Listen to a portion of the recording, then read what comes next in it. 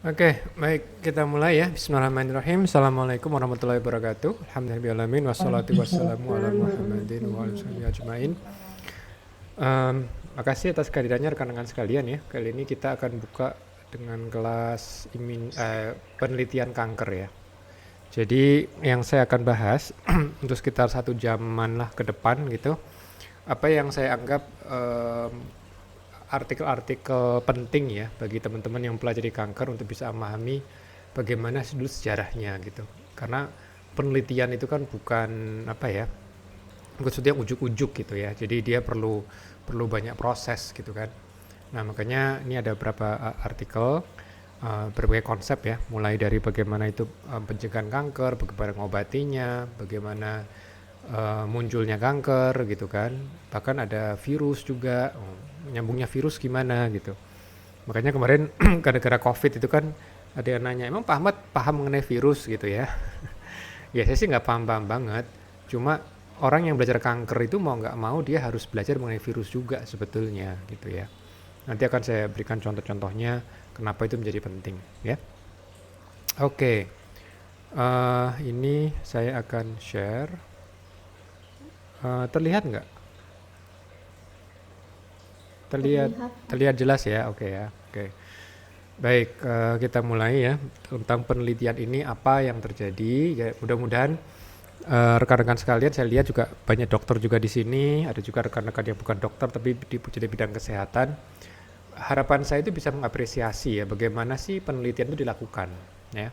Apa yang dilakukan supaya juga tidak ada bias, ya. Kadang-kadang kita nggak sadar menghitung oh berapa meninggal yang karena covid gitu kemarin kan, atau meninggal karena divaksin gitu. Itu biasanya orang-orang kan bukan angka gitu, tapi angka-angka itu konteksnya bagaimana, nah, perbandingannya dengan apa. Nah ini saya akan berusaha menjelaskan mentraining lah teman-teman, begini loh caranya kita untuk meminimalisir bias gitu supaya kita bisa relatif lebih objektif, karena emang objektivitas itu juga nggak gampang gitu ya. Makanya cara berpikir seperti ini perlu training ya, suatu hal yang sebetulnya nggak alami. Orang kalau misalnya nggak di training sebagai ilmuwan pasti akan susah untuk memahami. Makanya harapan saya dengan teman-teman di biomedik ini bisa mengapresiasi lah, atau syukur nanti juga bisa mulai mendesain sendiri ya penelitiannya. Ini untuk beberapa referensi yang diperlukan kalau misalnya mau belajar lebih lanjut, silakan di sini. Nanti ini materinya biasa saya bagi ya. Oke. Kalau kita lihat dari apa namanya penelitian, laporan penelitian ya di paper, di jurnal artikel gitu ya, itu biasanya seperti ini standarnya ya. Pertama ada latar belakang, ya kan. Lalu ada metode, ada hasil dan ada diskusi. Oke. Nah, ruh dari artikel itu sebetulnya pertanyaan penelitiannya apa. Jadi kalau kita misalnya baca paper gitu kan, kita harus bisa mulai menangkap ini apa sih maunya peneliti gitu. Pertanyaan apa sih yang mereka mau jawab. Nah, pertanyaan apa yang membuat mereka jadi pengen tahu gitu. Jadi itu pertanyaan penelitian, dan ini yang apa teman-teman juga perlu sadari, penelitian itu intinya di pertanyaan gitu ya. Jadi jangan lihat oh penelitian itu yang penting adalah dananya atau apa namanya mesinnya yang harus canggih gitu ya. Enggak. Dana penting, kecanggihan alat penting gitu ya. Tapi kalau itu tidak dimulai dari pertanyaannya itu akan susah. Dalam artian jadi nggak apa ya, nggak menarik sebetulnya. Kalau pertanyaannya ternyata biasa-biasa aja gitu ya. Nah, makanya kenapa ini dilakukan ini penting. Nah, seperti misalnya nih, obat ini bisa memperlambat kekambuhan nggak gitu dengan terapi standar. Nah, gimana kita bisa buktiin bahwa obat ini efikasinya ada? Ya, jadi bukan testimoni gitu. Nah, sekarang ini kan kualitas pendidikan tinggi ini dirusak ya, dalam artian ada orang yang menganggap mereka sudah S3 gitu ya. Lalu mereka buat testimoni. Jadi apa namanya, bahwa ini bagus apa enggak menyandarkan pada testimoni pasien. Nah, ini kan merusak gitu ya. Padahal mereka harusnya sudah S3. Jadi makanya di sini penting nih di pendidikan tinggi supaya kita jangan salah gitu ya. Karena testimoni itu sangat bias. Artinya apa? Pasien yang gagal atau pasien yang nggak sembuh itu nggak bakal memberikan testimoni, ya kan? Karena kalau namanya orang jualan kan nggak ada testimoni buruk gitu kan dikasih bintang 5 gitu. Padahal buruk nggak mungkin. Jadi itu kayak ada bias karena kita jadi mendengar banyakkan orang yang ini testimoninya bagus. Lalu metodenya gimana? Perancangan penelitian seperti apa? Ini juga penting untuk menggambarkan demografinya. Jadi ketika orang mengatakan, oh ini sembuh misalnya gitu, kita harus lihat demografi pasiennya seperti apa. Kalau ternyata pasiennya itu stadium awal semua gitu kan, nah ini kan kesannya wah sembuhnya bagus gitu. Tapi sebetulnya bukan karena obatnya, tapi karena kalau stadium awal itu memang bagus. Ya, pasien kanker payudara stadium awal, stadium 1 gitu ya. Atau kolorektal stadium 1, itu bisa 10 tahun itu, nggak masalah ya. Tapi kalau misalnya udah stadium 4 gitu kan, jarang ya, lebih dari 5 tahun gitu. Jadi artinya klaim obat, klaim terapi itu kita harus tanya dulu, ini pasiennya seperti apa gitu ya. Nah kalau misalnya mereka nggak menyampaikan pasiennya ya berarti nggak transparan dong gitu kan, berarti ada sesuatu yang mereka sembunyikan. Lalu data ya, data hasil penelitian gimana gitu kan. Dan yang paling penting memang bisa merajut cerita. Jadi kemarin sebenarnya teman-teman kan saya minta untuk mengambil satu paper di menggunakan mencit transgenik. Itu kan saya minta cuma sampaikan satu tabel atau satu figur aja. Itu figur kunci misalnya ya. Supaya untuk melatih teman-teman bagaimana membedah paper gitu kan. Memang saya perhatikan waktu tugas yang kemarin berita bagusnya semua minimal nggak ada yang C gitu ya, minimal B. Tapi emang ada yang A. Loh, kok ada yang B, ada yang A? Karena kayaknya teman-teman nggak ngikuti ininya ya, pertanyaannya. Jadi pertanyaannya kan ambil satu paper artikel. Nah, jadi saya mungkin kurang jelas juga ya. Jadi artikel yang saya maksud itu adalah artikel penelitian primer, bukan review. Oke. Nah, jadi review boleh diambil, tapi maksudnya gini, ketika kita ngambil artikel review itu, pilih salah satu referensi yang dari review. Itu kan review itu kan dia mereview banyak artikel primer kan. Nah, tapi yang saya cari itu artikel primernya dan yang membahas mencit transgenik gitu ya. Karena nanti seperti saya akan tampilkan ya di slide-slide berikutnya, mencit transgenik itu esensial sekarang dalam memahami kanker ya, karena kita harus tahu di sisi level genetiknya. Dan itu hanya bisa dibuktikan dengan menggunakan mencit transgenik gitu ya. Nah teman-teman sebagai metode tugas itu masih menggunakan mencit yang biasa, animal model standar aja gitu kan. Mencit diberikan ramuan tertentu gitu ya. Tapi bukan mencit yang diubah materi genetiknya gitu ya. Nah kemarin tuh Mas Galang tuh bagus tuh, dia ada sambil satu paper lalu dia tunjukkan satu data kunci gitu ya. Jadi nanti kalau misalnya mau tahu yang dapat A seperti apa, itu yang bisa lihat dari laporannya Mas Galang itu. Nah itu untuk melihat bukti ya, buktinya itu di mana, bukti kunci. Nah kalau yang terakhir diskusi itu kita di sini para peneliti akan membandingkan jadi data mereka ya dibandingkan penelitian orang lain. Jadi kita harus mengakui ya, sains itu tidak ujuk-ujuk. Ya, sains itu berdiri di atas penemuan orang lain. Nah, makanya kita harus tahu penemuan kita ini dibandingkan penemuan orang lain, ya itu konteksnya seperti apa? Apakah mengkonfirmasi atau malah menegasi gitu? Misalnya nih, oh berarti cocok dengan hasil yang lain atau mendukung hasil yang lain. Bahkan malah ada juga bertolak belakang. Nah, ketika bertolak belakang kita bisa menjelaskan kenapa bertolak belakang. Oh mungkin karena demografinya beda gitu kan. Oh mungkin karena jenis terapinya tidak sama gitu. Atau bisa jadi kalau di kita kebanyakan pasiennya sudah stadium lanjut gitu kan, sehingga hasil yang diharapkan dari obat ini tidak begitu bagus. Nah, gitu. Jadi bisa menjelaskan ya, jadi menjelaskan. Dan juga yang terakhir yang paling penting untuk teman-teman perlu mengakui adanya keterbatasan. Tidak ada hasil penelitian itu yang sempurna. Ya, pasti ada kelemahannya. Ya, makanya nanti harus tuliskan tuh di bagian akhir keterbatasan dari data ini. Jadi interpretasi data ini apa gitu ya. Jadi jangan overclaim ya, overclaim. Makanya artikel yang bagus itu dia tidak akan mengoverclaim. Misalnya inilah obat yang paling bagus gitu kan. Inilah obat yang menyelesaikan semua masalah gitu ya. Enggak.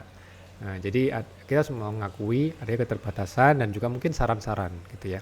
Jadi di sini dalam membedah satu artikel itu kita harus melihat apakah klaim dari si peneliti itu didukung oleh data penelitian itu sendiri. Ya, itu juga jadi penting.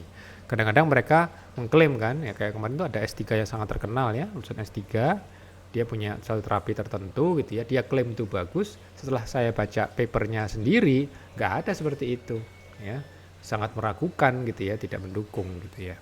Jadi artinya apa? Jadi perlu adanya kejelasan ya, perlu training yang memang serius gitu dalam buat artikel penelitian. Oke, karena ini penelitian kanker, ini adalah gambaran umumnya ya, bagaimana kanker terjadi. Mungkin teman-teman sudah mendapatkan ini dari dosen sebelumnya. Pada intinya saya menyingkat aja bahwa munculnya kanker itu dimulai dengan tahap apa disebut dengan inisiasi ya. Inisiasi, promosi, dan proliferasi. Jadi inisiasi itu apa sih? Inisiasi itu terjadinya mutasi gen. Itu inisiasi. Itu wajib hukumnya ya. Walaupun kita tahu walaupun itu penting tapi tidak cukup sih. Tapi itu harus ada dulu. Gitu ya. Jadi kalau nggak ada mutasi, kanker tidak akan terjadi. Pasti itu. Saya juga bisa jamin ya. Jadi harus ada mutasi dulu. Tapi apakah setelah mutasi pasti akan terjadi kanker? Belum tentu. Tapi harus ada dulu. Makanya inisiasi. Nah, setelah sel yang termutasi itu mengalami inisiasi ya karena mutasi gen. Nah, mutasi gen itu bisa macam-macam kan? Bisa karena pewarisan, bisa karena paparan, lingkungan, asupan, atau emang nasib. Jadi radikal bebas yang muncul karena kita sarapan tadi pagi itu ternyata memunculkan mutasi gitu kan. Ya, nasib itu kan namanya kan. Karena mestinya bisa direparasi, bisa diperbaiki. Nah, ternyata sistem perbaikan DNA-nya meleng gitu kan, nggak fokus ya. Akhirnya ada yang lolos. Nah, mutasi yang lolos ini, nah ini selnya sudah punya nih berarti mutasinya. Nah, tapi untuk bisa menjadi kanker perlu ada namanya promosi. Perlu dipromosikan. Jadi sel yang termutasi tadi itu perlu diperbanyak. Makanya ada misalnya radang, inflamasi. Itu contoh promosi. Karena apa? Itu memicu lingkungan yang kondusif untuk sel itu memperbanyak diri. Lalu hormon, ya wanita-wanita yang siklusnya ya mengalami siklus rutin gitu, itu juga namanya faktor promosi. Ya, karena hormon itu mengindus munculnya banyak sel, mendorong proliferasi gitu kan. Nah, bayangkan kalau ternyata sel yang dipromosikan itu, ya, yang diproliferasikan itu sudah mengalami mutasi. Berarti kita mulai memperbanyak sel yang termutasi, gitu, ya kan? Nah, tapi kalau misalnya itu apakah sudah cukup? Nah, belum tentu. Nanti ada namanya progresi. Nanti di tahap progresi ini biasanya yang seperti kita bahas, sistem imunnya lemah gitu. Jadi ketika sel calon-calon kanker mulai berkumpul, mulai membentuk massa, harusnya itu bisa dikenali oleh sel imun. Kecuali kalau sel imun sudah mengalami immunosenescence, ya kan? Seperti orang-orang tua gitu. Makanya kan wajar secara statistik kanker itu mulai banyak terjadi pada orang-orang tua karena mereka memang sudah tidak begitu canggih nih dalam mengenali dan membasmi sel kanker. Nah, kalau misalnya kita bicara kanker, memang ada pertanyaan awam ya, yang mungkin nanti kita bisa lihat dari penelitian seperti apa. Misalnya, apakah saya itu punya risiko terkena kanker?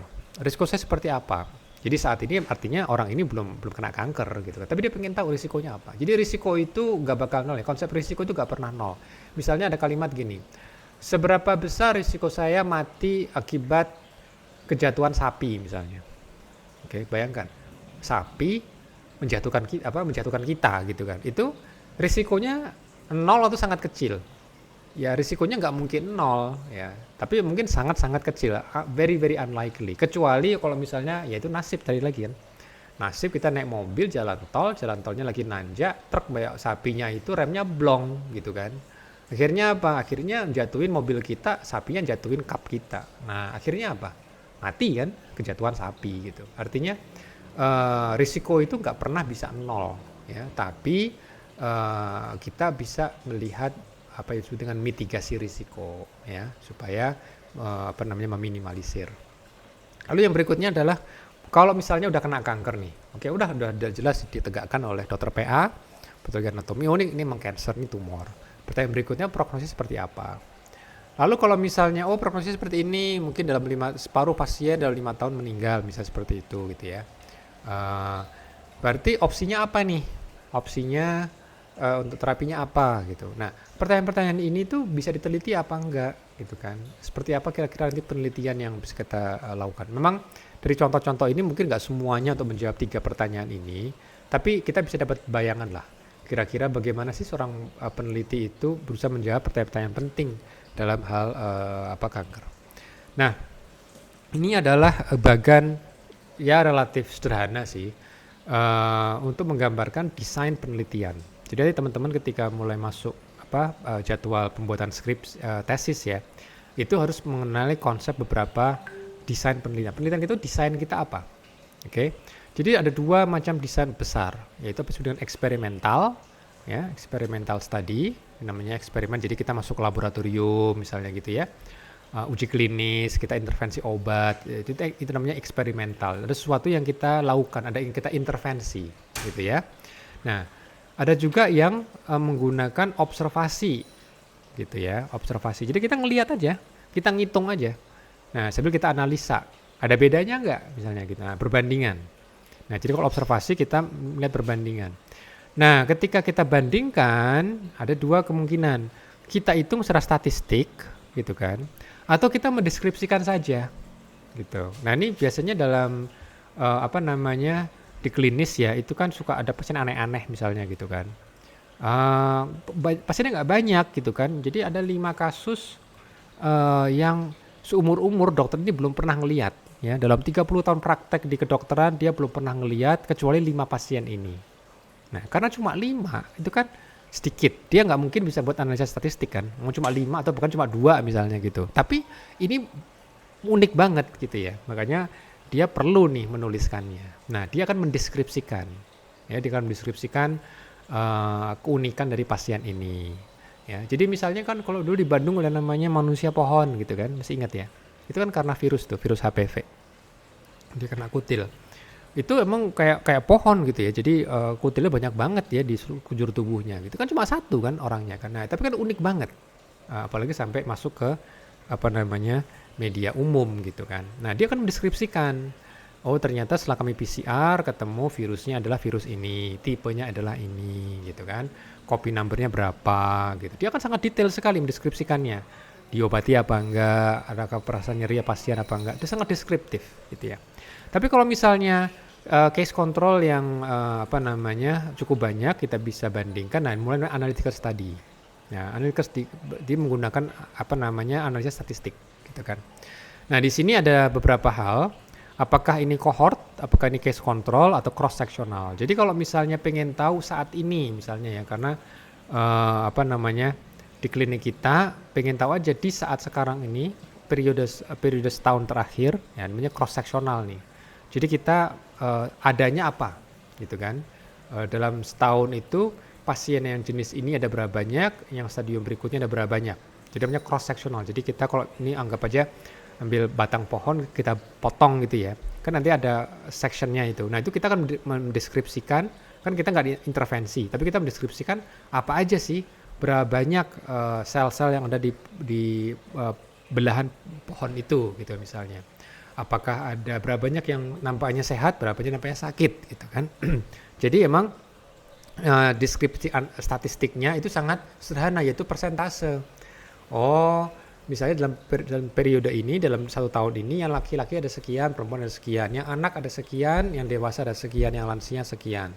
Dari lansia yang gejala berat sekian, sedangkan dari anak-anak gejala beratnya nggak ada. Nah, itu cross sectional study. Jadi kita betul-betul hanya menganalisa ya data yang ada. Kalau case control, ini kita milih. Misalnya kita konsepnya adalah pasien kanker payudara misalnya, gitu kan.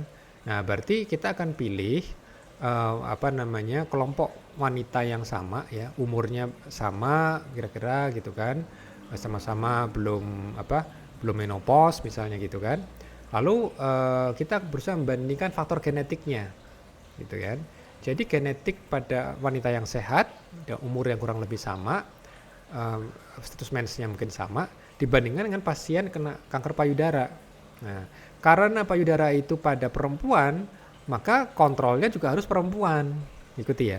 Gitu. Karena apa? Karena kan kita bicara nanti misalnya faktor genetik yang mana nih akan menentukan gitu ya. Karena kan wanita punya hormon yang berbeda dengan laki-laki. Makanya case control berarti kita harus membandingkan dengan kontrol yang tepat. Kalau cohort ini banyak dipakai biasanya kalau studinya mau prospektif, mau ke depan. Jadi kita misalnya mengumpulkan 10.000 wanita, sehat semua.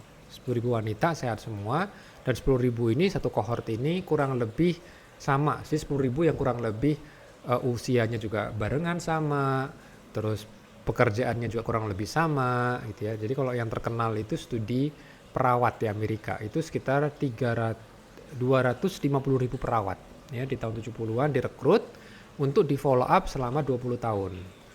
Mereka akan melihat perawat-perawat ini itu kan mereka cek semua itu, komorbidnya mereka cek, lifestyle-nya mereka cek gitu kan.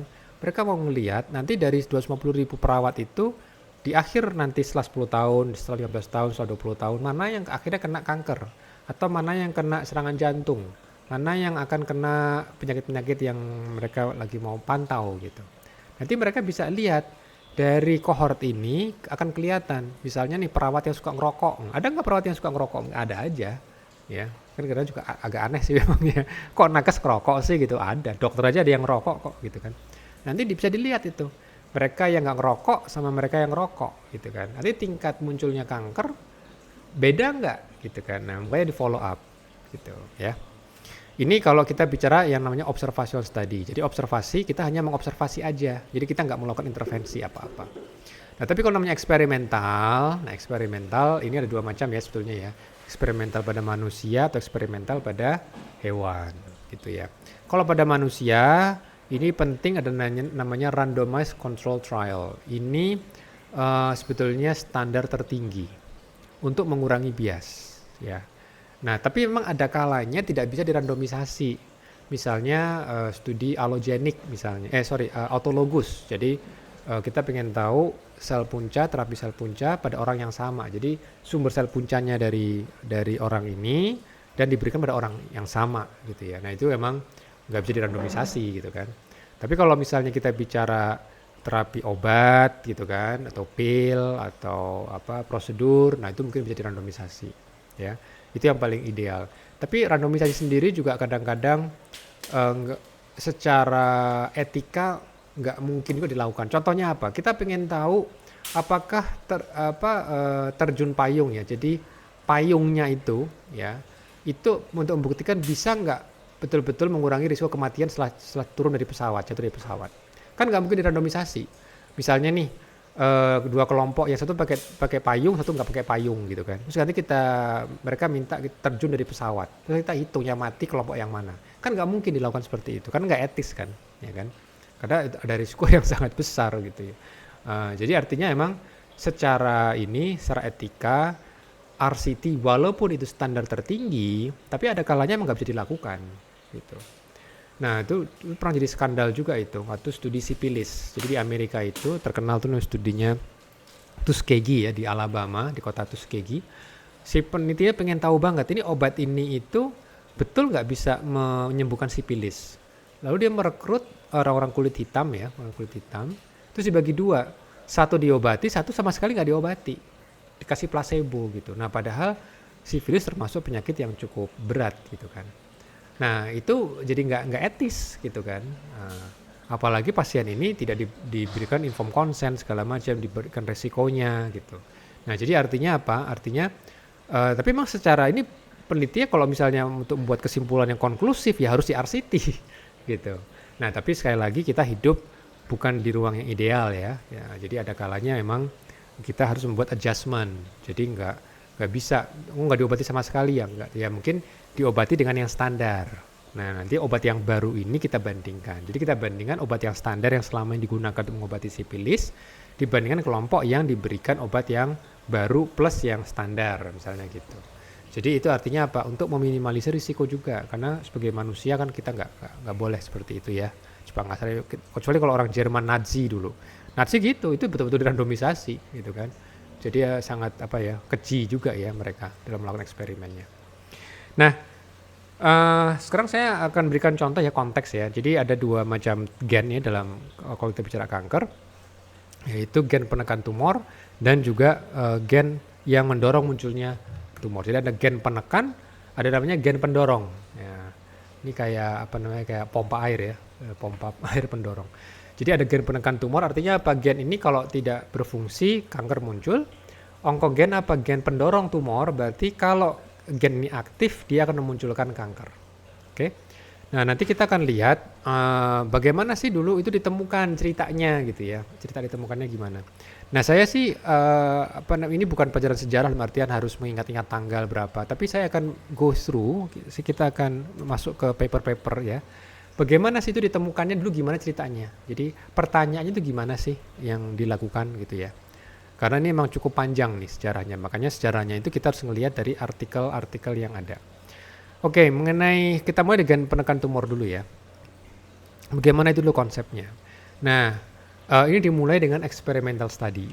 Ya, di experimental study untuk ngelihat secara laboratorium apa yang akan terjadi. Nah, di tahun akhir 60-an itu mereka peneliti itu sudah mulai bertanya-tanya, sel yang normal sama sel yang tumor, sel kanker, itu kalau misalnya seandainya kita bisa gabungkan nih ya, itu nanti fenotipnya apa? Sel kanker atau sel normal. Nah, coba kita akan quick ini ya, raise hand gitu kan. Jadi kalau saya punya dua sel, yang satu sel normal, yang satu sel kanker, terus saya fusikan, saya jadiin satu, oke? Fenotipnya jadi normal atau jadi kanker. Oke ya, ini nggak perlu pakai ini, raise hand aja, kan di sini ada fitur raise hand ya. Yang mengatakan bahwa fenotipnya akan menjadi kanker, silakan raise hand. Ikuti pertanyaan saya tadi ya. Jadi kalau misalnya dua macam sel, ya kan, ini sel normal, ini sel kanker, saya gabung jadi satu. Oke. Nanti fenotipnya apa? Fenotipnya jadi sel normal atau sel kanker. Jadi mereka mau menjawab sebetulnya yang dominan itu fenotip normal atau fenotip kanker gitu. Oke. Silakan raise hand kalau dugaan teman-teman ini akan prediksinya adalah sel kanker. Ya, silakan. Oh, nggak ada yang raise hand ya. Berarti kalau gitu prediksinya semua jadi normal. Oke, makasih Mas Galang. Mas Galang aja nih, nggak ada yang nemenin. Bahwa nanti fenotipnya adalah sel kanker, gitu. Oke, Mas Galang aja ya. Oke, sekarang kalau gitu, makasih Mas Galang. Berarti kalau misalnya, ada juga Dokter Aileen ya. Jadi ada dua ya. Nanti prediksinya fenotipnya adalah sel kanker. Oke. Yang mengatakan, nambah lagi. Oke, udah ya. Ini ya, makasih. Jadi 3 ya, 3. Oke, sekarang silakan diturunkan lagi hands-nya. Yang mengatakan prediksinya akan menjadi sel normal. Harusnya sisanya dong ya. Untuk angkat tangan. Oke, Mas Catur, Mas Ermawan. Oke. Yang lainnya kalau nggak angkat tangan mungkin ini ya, masih agak ragu gitu ya. Ini tapi mereka yang terbiasa menulis referat klinis mesti udah tahu sih jawabannya ya. Tapi saya mau cerita sebetulnya hasil eksperimennya gimana gitu ya, dan kendala-kendalanya waktu itu. Oke? Baik, ya, makasih. Jadi mayoritas adalah masih bingung fenotipnya apa. Tapi emang pertanyaannya nggak gampang. Pertanyaannya emang nggak obvious gitu ya. Kalau ditanya honestly gitu. Dan waktu dilakukan eksperimen di awal-awal ya tahun 60-an, mereka berusaha menggabungkan sel itu ya dengan teknik yang sudah. Jadi ngasal aja. Jadi pokoknya dicampur gitu aja. Nah, kayaknya ya begitu mereka campur, terus mereka kan cek. Jadi gimana sih cara ngeceknya sel ini menjadi sel normal atau sel kanker? Mereka implantasi ke mencit. Tapi mencitnya mencit ini ya mencit yang tidak punya sel imun lah gitu. Jadi nggak bisa ngelawan. Nah, itu fenotip yang mereka lihat umumnya adalah kanker. Ketika mereka fusikan gitu, ya, ketika mereka fusikan, mereka jadikan satu, ujungnya kanker. Nah, tapi apakah itu menjadi jawaban final kan gitu. Nah, para peneliti itu juga masih saling berdebat. Itu yakin itu diffuse seperti itu. Emang mekanismenya gimana kok bisa muncul kanker kan gitu. Jadi misalnya nih kita punya fenomena gitu kan. Itu kan pertanyaan berikutnya kita bisa menjelaskan mekanismenya apa. Nah, waktu itu kita ketahui bahwa sel itu kan punya kromosom, punya materi genetik. Nah, pertanyaannya, ketika mereka difusikan, itu genom dari masing-masing nasibnya gimana gitu. Nah, genom yang normal dan genom yang kanker itu terbukti ada nggak dalam fusi itu. Memang kita lihat fenotipnya kanker gitu ya. Tapi bagaimana apa yang terjadi dengan genomnya dari sel normal gitu. Itu kan menjadi pertanyaan. Nah, ini menjadi satu technical hurdle karena teknik fusinya itu masih belum begitu bagus. Sampai orang menemukan bahwa Sendai virus, jadi virus Sendai ya dari Jepang, itu adalah agen yang sangat bagus untuk bisa membuat hibrid, menjadi sel hibrid. Jadi sel ini seperti di sini bisa fusi dan kita juga bisa pantau kromosomnya ini gitu. Jadi dalam sel hibrid ini kan berarti ada 2 genom kan gitu. Nah, ini bisa diamati gitu. Karena apa? Karena kalau misalnya kita mau memastikan nanti fenotipnya apa, kita harus melihat dulu 2 genomnya ini masih intact nggak? Karena kalau misalnya ternyata nih dia kan fenotipnya adalah kanker. Kalau dilihat dari genomnya, ternyata genom yang sel normalnya sudah nggak ada gitu. Ya wajar dia munculnya adalah sel tumor gitu kan, fenotipnya tumor. Makanya mereka masih harus menjelaskan, oke, kalau misalnya saya fusikan dan saya ingin pastikan 2 genomnya masih intact, jadi genom normal dan genom kankernya masih ada. Nah, baru saya bertanya, ketika sel punya dua-duanya, gitu kan, fenotipnya apa, gitu. Ya, jadi ini pertanyaan yang dilakukan, oke. Jadi ini dilakukan oleh Pak Henry Harris, ya, dia mendapatkan gelar Sir, ya, Sir Henry Harris di tahun 74 di Oxford, oke. Dia berkolaborasi dengan teman-teman dari Karolinska. Ini mesti kita agak sedikit histori ya. Ini namanya George Klein. George Klein ini udah meninggal sekarang. George Klein itu adalah advisor ya. Jadi salah satu gurunya dari advisor saya, gitu. Advisor S3 saya. Jadi kalau dibilang nasab pendidikan saya ini saya bisa mengarah ke George, gitu ya. Ya memang kalau dalam pendidikan sama kayak pesantren ya. Ilmuwan tuh dididik kayak pesantren juga sebetulnya. Jadi ada nasab namanya. Ada sanad pendidikan itu ke siapa gitu. Muridnya siapa gitu ya. Muridnya atau gurunya siapa. Nah, jadi Henry Harris itu menggunakan teknik terbaru Sendai virus ini dan mereka lebih hati-hati dalam memfusikannya ya. Jadi mereka mengambil 2 macam sel. Jadi ini sama-sama sel mencit. Jadi backgroundnya tentu masih mencit gitu ya. Jadi mereka bukan memfusikan sel manusia sama sel mencit itu enggak. Ini sama-sama sel mencit.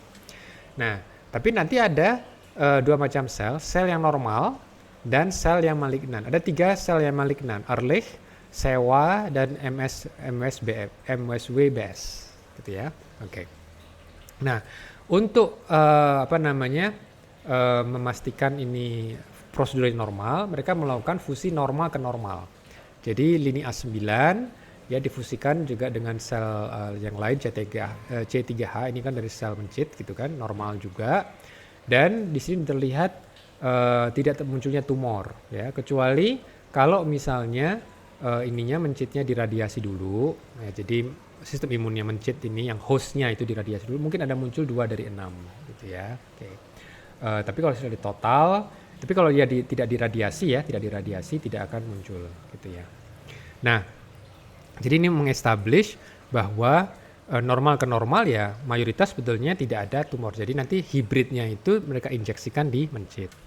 Nah, bagaimana kalau sekarang pertanyaan berikutnya, ini adalah sel normal ya A9 ini ya kan, difusikan dengan ya A9 dengan ini Ehrlich, Ehrlich atau A9 dengan Sewa, A9 dengan MSWBS gitu kan. Nah, yang menarik adalah ketika difusikan dengan yang Ehrlich ini juga kurang lebih nggak kelihatan ada ini ada tumor, kecuali kalau misalnya ya diradiasi dulu ini ya. Tapi itu pun di sini dikatakan perlu waktu yang sangat lama gitu. Nah, ini juga ketika difusikan dengan yang malignan gitu kan. Nah, ini juga perlu waktu, kalaupun ada ini lama, atau mungkin 1/17 gitu kan, 0/6, 0/18 gitu kan. Nah, dari tren sejauh ini akhirnya mereka mulai sadar bahwa ternyata ketika genomnya, karena kan mereka cek genomnya juga, jadi mereka pastikan mereka akan mengimplantasi kemencit ketika genom dua-duanya masih ada. Dan mereka juga, ini saya tidak tampilkan di sini, ketika mereka punya segregan, karena kan fusi ini pada akhirnya sebagian akan pecah, ya akan misah. Jadi akhirnya ada anakan yang punyanya genom normal atau anakan yang punyanya genom yang kanker. Kanker ternyata bisa terjadi kalau ternyata genom yang normalnya hilang, gitu. Baru kanker akan muncul. Tapi kalau misalnya dia masih dua-duanya, sel normal sama sel kanker genomnya dua-duanya masih ada, fenotipnya bukan malignan, fenotipnya adalah normal. Nah, di sini menjadi satu pertanyaan berikutnya. Kalau misalnya nih, ya namanya keterbatasan pasti ada ya, mungkin masih bisa didebat lagi.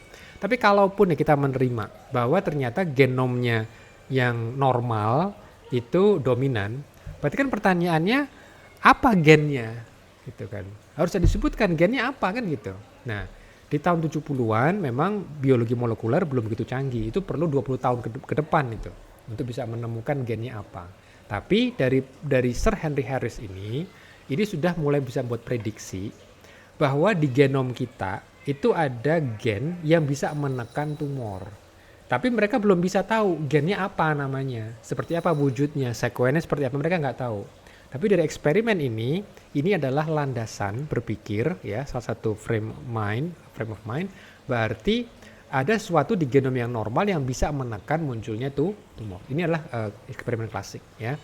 Nah, jadi nanti kalau misalnya ngobrol sama orang gitu ya, bisa jadi kuis aja gitu kan. Nah, coba kamu cerita mengenai Henry Harris gitu ya. Nah, itu adalah eksperimen klasik mengenai sel fusi. Nah, lalu penelitian berikutnya ini menjadi working hypothesis istilahnya buat peneliti-peneliti selanjutnya, bahwa kayaknya berarti kita harus mencari nih. Lalu mereka mulai banyak melakukan observasi pada pasien-pasien tumor, mereka banyak melakukan observasi. Salah satunya adalah seorang statistician, ya, ahli statistik waktu itu dia di MD Anderson Cancer Center ya di Houston. Di sana banyak kasus anak-anak pediatric cancer, ya, dia punya tumor namanya retinoblastoma. Nah, retinoblastoma itu datang dengan dua macam tipe. Ada anak yang satu aja bola matanya yang kena tumor, tapi ada juga anak-anak yang dua-duanya kena. Nah, jadi ada yang unilateral, cuma satu tumor, satu mata, satu bola mata, atau yang bilateral, yang dua-duanya. Lalu mereka plot, gitu kan.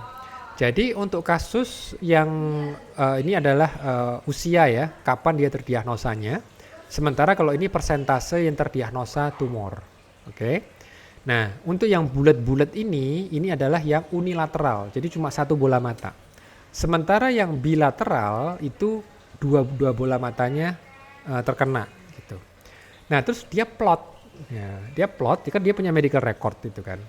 Nah, jadi kasus-kasus yang bilateral itu kalau diplot berdasarkan waktu, itu pola grafiknya seperti apa? Ternyata yang kasus bilateral itu pola grafiknya seperti ini, garis lurus. Sementara kalau yang unilateral itu dia agak melengkung, gitu ya. Dan ini artinya waktunya jadi lebih lama kan. Misalnya nih, 50% yang dia terdiagnosa, ya. 50% yang terdiagnosa kalau dia itu kasusnya bilateral, ini kalau kita ambil 50% berarti kan di sini tengah sini. Tarik garis ke kanan, turun ke bawah, ketemu angka sekitar 10 bulan. Oke. Tapi kalau yang unilateral yang cuma satu bola mata, 50% ya, ambil garis ke kanan, tek di sini, turun ke bawah sekitar 30 bulan. Berarti waktu yang diperlukan lebih lama bagi mereka untuk mendapatkan satu bola mata. Tapi kalau untuk mendapatkan yang dua matanya terkena tumor itu lebih cepat.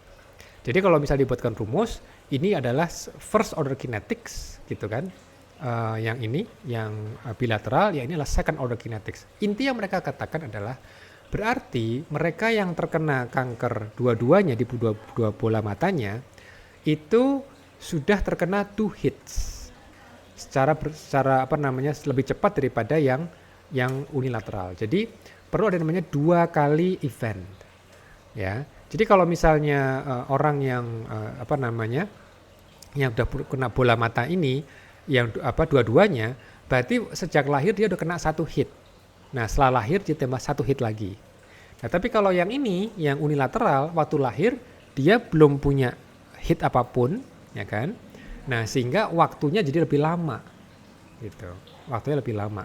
Karena secara statistik tentu untuk mengejar 2 hits itu tentu perlu waktu lebih lama statistically ya, dibandingkan kelompok yang tinggal 1 kali lagi aja untuk bisa mendapatkan tumor. Nah dari statistik ini menguatkan lagi kira-kira modus dari gen yang supposedly ada namanya gen penekan tumor itu seperti apa gitu. Jadi seakan-akan perlu ada 2 kali mutasi pada gen yang sama untuk bisa munculnya tumor ya. Ini menarik. Jadi biostatistik itu juga penting gitu ya dalam menganalisa data-data dari pasien. Ini dia nggak bukan eksperimen, purely observasi. Jadi makanya memang dalam penelitian itu seorang walaupun katakan dia seorang eksperimentalis, tetapi dia juga harus bisa punya observasi yang cukup bagus gitu ya. Jadi trainingnya itu di situ ya, training di situ. Nah, lalu dari tim yang lain mereka mulai mengumpulkan data gitu kan. Kira-kira gennya ada di mana sih gitu kan. Nah, ini mereka kumpulkan kelompok family keluarga-keluarga yang punya retinoblastoma ya. Jadi dari level yang di sini, level anak, level cucu gitu ya. Nah kan kelihatan nih, ada yang kena gitu kan. Lalu mereka melakukan studi enzimatik kira-kira di kromosom yang mana sih gitu. Ini sangat kompleks, tapi saya sampaikan saja. Mereka bisa identifikasi yang selalu ngikut, kromosom mana yang selalu ngikut di orang-orang yang kena tumor ini adalah di kromosom 13. Dan di kromosom 13 yang lokasinya sangat dekat dengan esterase D. Esterase D sebetulnya enzim yang biasa. Jadi ini bukan esterase D yang menyebabkan tumor, karena esterase D kan sangat umum, gitu kan. Apakah esterase D adalah penyebabnya? Ya enggak. Kenapa? Karena esterase D itu umum, semua orang punya. Tapi calon tumor supresor gen itu kayaknya dekat sama esterase D, gitu ya. Nah berarti mereka udah bisa home nih, bukan di kromosom 1, bukan kromosom 17, kromosom X misalnya, tapi di kromosom 13. Tapi nanti memang perlu penelitian berikutnya kira-kira di sebelah mana nih dan di sini adalah gambaran karyotype-nya, kromosom 13-nya missing gitu ya. Nah, ini menguatkan lagi bahwa ternyata kromosom 13 ini ada sesuatu yang penting di situ, ada gen yang penting gitu kan. Nah, oke. Nah, ini adalah namanya studi linkage analysis ya. Dan pertanyaannya bisa ketemu nggak sih mutasinya di pasien? Nah di sini menjadi satu seminal paper. Papernya ini utamanya diketemukan oleh ini advisor saya ini, Wen Wali. Jadi Wen Wali ini suami istri ya. Wen Wali sama istrinya Eva Lee itu mereka berdua waktu itu di UC University California San Diego. Itu menarik itu. Jadi mereka sudah mulai berkompetisi ya. Jadi beliau cerita, karena mereka sudah home in di kromosom 13, mereka sekarang berkompetisi di sebelah mananya nih, dan sudah hint deket-deket sama gen esterase D. Nah waktu itu ada teknik namanya kromosom walking. Jadi mereka ngecek gen berikutnya. Emang itu tedious banget. Kalau sekarang mungkin cepat dengan PCR ya. Tapi dulu itu betul-betul harus dicek secara manual gitu kan. Sampai mereka menemukan titik satu gen yang konsisten fenotipnya ya. Jadi mereka punya koleksi sel-sel retinoblastoma, ya kan, sel retinoblastoma dan sel normal. Lalu mereka cek kalau misalnya ini gen penekan tumor, berarti kan dia tidak diekspresikan. Ini salah satu hipotesa mereka ya. Karena kan untuk bisa berfungsi sebagai penekan tumor, dia harus terekspresi kan. Nah, ekspresi itu kan dalam level mRNA. Nah, lalu mereka cek. Mereka sudah ada kandidat nih, kandidat gen yang mereka nanti sebutnya sebagai gen retinoblastoma atau RB. Nah, makanya sekarang kalau misalnya hari gini ya, murid dari biomedik yang belajar kanker itu kan pasti tahu gen penekan tumor, ada gen onkogen. Gen penekan tumor yang terkenal 2, RB sama P53. Nah, ini cerita mengenai RB, retinoblastoma, gen retinoblastoma. Jadi Wen Wali dan istrinya itu mereka cek. Mereka sudah punya kandidat nih setelah dari kromosom walking tadi itu. Lalu mereka cek ada nggak messenger RNA-nya pada pasien ini, ya, dari sel pasien. Jadi A1 sampai A6 jadi ini sumur 1, 2, 3, 4, 5, 6 ini adalah selnya pasien. Yang nomor 7 ini retina normal, ya, retina normal.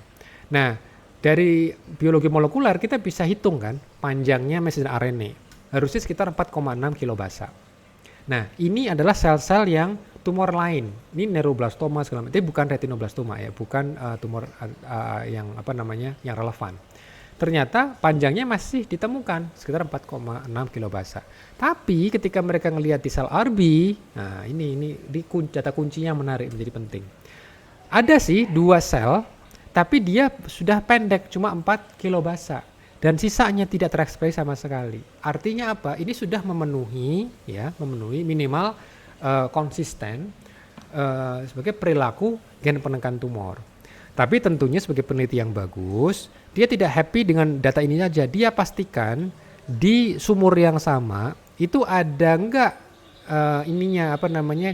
gen-gen endogenous yang human. Makanya kan ada namanya endogenous control. Karena apa? Curangnya ya, ini saya suka menggoda mahasiswa pasca sarjana nih, karena sudah capek, mau pengen cepat lulus, supaya hasilnya konsisten, tunjukkan data ini nih ke pembimbingnya. Tapi dia curangnya kenapa? Di sumur 3 sama 4 tidak dikasih sel, tidak dikasih materi genetik, gitu kan? Ya terang aja kesannya seperti negatif. Nah makanya pembimbingnya cerdik. Coba kamu cek dengan gen yang lain, ada nggak? Gen yang selalu ada seperti housekeeping gene misalnya, dan setelah dicek ada. Nah berarti kalau gitu ini namanya endogenous control. Jadi semua gen yang lainnya ada, tapi yang missing karena kita hipotesa retinoblastoma itu penting, makanya dia tidak diekspresikan ketika dia menjadi tumor. Ya berarti ini betul-betul true negatif.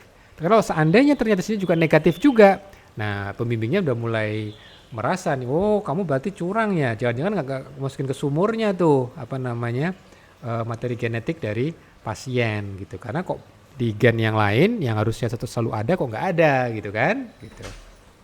Nah makanya emang saya selalu mengatakan sains itu adalah cara yang bagus untuk menguji integritas.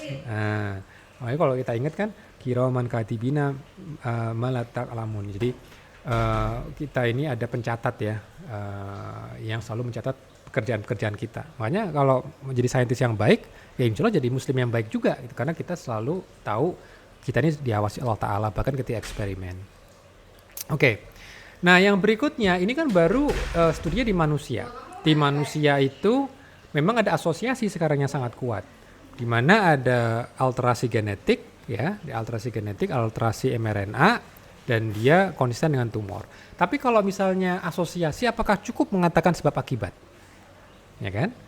Apakah hilangnya retinoblastoma pada pasien retinoblastoma itu disebabkan karena hilangnya gen tersebut? Jangan-jangan gennya itu hilang ya karena dia berasosiasi aja, sebetulnya yang inti gennya masih gen yang lain kan gitu. Nah jadi pertanyaannya emang bagaimana kita bisa membuktikan kalau gen ini hilang, nanti organisme yang kehilangan gen ini kena tumor nggak gitu? Kan gitu kan? Nah, makanya ini perlu teknologi yang terbaru. Jadi mas saya tadi katakan, pertanyaan peneliti itu penting banget. Kalau kita sudah punya memformulasikan pertanyaannya, sekarang kita akan menggunakan kira-kira alat terbaik, teknologi terbaik untuk menjawab pertanyaan itu apa, gitu. Nah, karena pertanyaan sangat penting, kita harus bisa membuktikan hilangnya gen ini menyebabkan tumor. Ya, memang kita nggak bisa pada manusia sih.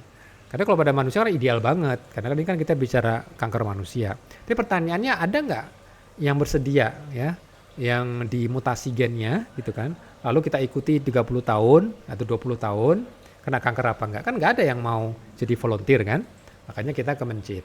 Dan teknologi rekayasa genetik di Mencit di tahun 90-an itu sudah masa keemasan ya, dan yang menemukan metode itu dapat Nobel ya, karena mereka belajar mengenai konsep sel punca, lalu mereka bisa menemukan itu. Nah jadi Wen Wali setelah dia mendapatkan data dari manusia, dia langsung segera minta postdoc-nya untuk mendesain ini. Oke, sekarang kita knock out RB gitu. Nah saya itu masuk ke labnya dia tahun 95. Jadi emang saya masih bisa betul-betul ngikuti gitu ya, bisa mengikuti sejarahnya itu gimana RB itu dikarakterisasi. Dan ternyata setelah di knockout ya, kan heterozigot nih, heterozigot. Nah, heterozigot berarti kan dia sudah kena satu hit kan? Kan tadi 2 hit, 2 hit hypothesis. Berarti dia udah kena satu hit. Berarti kan tinggal hit yang satunya lagi kan? Nah, kalau hit yang satu lagi berarti akan muncul loss of heterozygosity. Karena apa? Karena kan manusia itu punya 2 alel, satu ayah, satu ibu. Oke? Berarti kan heterozigot kan gitu. Nah, jadi kita juga sama punya 2 RB. Nah, satu dari ayah, satu dari ibu. Nah, ini kita bisa knockout 1. Berarti kan tinggal 1 kan? Nah, kalau begitu kalau bisa kita tinggal hilang satunya lagi, jadi tumor nggak? Nah, memang tumor yang muncul bukan tumor retinoblastoma di mata. Jadi kalau dilihat matanya mencit masih oke gitu kan. Tapi kita punya patolog yang sangat sangat berbakat ya, namanya Alex Nikitin, Rusia ini. Ya, Alex Nikitin ini orang Rusia, patolog Rusia, trainingnya di Jerman. Dia bedah itu di otopsi karena masa sih nggak ada fenotip gitu kan. Nah, matanya normal, terus nggak ada tumor di gastro juga nggak ada limfoma gitu kan. Karena mereka sudah tahu dari mencit P53 knockout gitu ya, yang di knockout P53-nya, itu mereka kena limfoma. Ya, cepat sekali, 6 bulan langsung 100% kena limfoma. Nah, tapi kalau ini apa ya, kok nggak ada tumor yang obvious gitu kan. Lalu mereka buka ininya, otaknya ya, otak si mencit, ternyata ada tumor di ini, pituitary. Nah, di pituitary gland ada tumor. Lalu mereka tahu persis setelah dilihat di bawah mikroskop, muncul ada sel-sel yang nggak normal. Nah, lalu pertanyaannya, sel yang nggak normal ini kehilangan ini nggak, gen RB nggak? Karena kan dia kan ini heterozigot ya. Heterozigot itu berarti semua sel di tubuh mencit ini kan heterozigot. Satu alel retinoblastoma yang normal dan satu alel yang mutan. Berarti kalau dia mau jadi kanker, berarti dua-duanya harus mutan kan? Nah, makanya di bawah mikroskop dia akan korek ini. Jadi ini zaman tahun 90-an nih. Kalau sekarang lebih canggih caranya, lebih pakai laser sekarang. Tapi kalau dulu ini dia ambil slide HE, lalu di bawah mikroskop, terus dia korek nih. Dia kerik gitu, dia kerik. Hati-hati sekali jangan sampai kena ini, jangan sampai kena sisanya yang normal ini. Jadi dia betul-betul yang ini aja gitu kan. Lalu dia bertanya, terus dia akan PCR. Desain PCR seperti ini. Jadi ini adalah gen yang masih normal, ini gen yang sudah di knockout. Jadi ini RB yang sudah mutan. Oke. Dan mereka bisa desain primer nih. Primernya di sini sama di sini, yang ini di sini sama di sini. Dan mereka bisa ukur primernya size-nya. Ya mungkin nanti kelas ini mungkin nanti ada kelas bioinformatik ya untuk desain primer. Jadi kalau yang primer yang normal panjangnya 151 base pair, kalau yang mutan panjangnya 236. Jadi mereka bisa cek. Nah, lalu mereka kerik tadi kan EAP dan namanya early atypical proliferate ya. Jadi ini EAP-nya ini ya. Mereka cek, mereka kerik, hati-hati banget, mereka foto juga sebelum dan sudah.